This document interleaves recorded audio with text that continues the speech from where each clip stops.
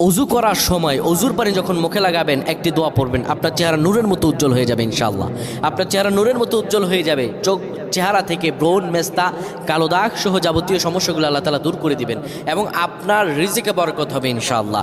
আপনার দোয়াগুলো কবুল হয়ে যাবে। অনেকের চেহারা সুন্দর কিন্তু তাকাতে ইচ্ছে করে না, মনে হয় চেহারায় নুন নাই, কিন্তু অনেকের চেহারাই কালো কিন্তু দেখতেও ভালো লাগে। যেমন এই যে বেলাল হাবশি, চেহারা দিকে তাকালেই শান্তির সুবাতাস বয়ে আসতো। সাহাবীরা যার চেহারা দেখে অনেক প্রশংসিত করিয়েছিল এবং যার কলব স্বচ্ছ ছিল।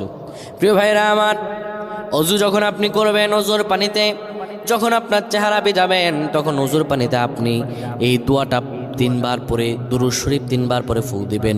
দোয়াটি হলো আল্লাহু নূরুস সামাওয়াতি ওয়াল আরদ, আল্লাহু নূরুস সামাওয়াতি ওয়াল আরদ। পানিগুলো নিয়ে সেই পানির মধ্যে আপনি ফু দিয়ে চেহারার মধ্যে লাগাবেন। আমার আল্লাহ রাব্বুল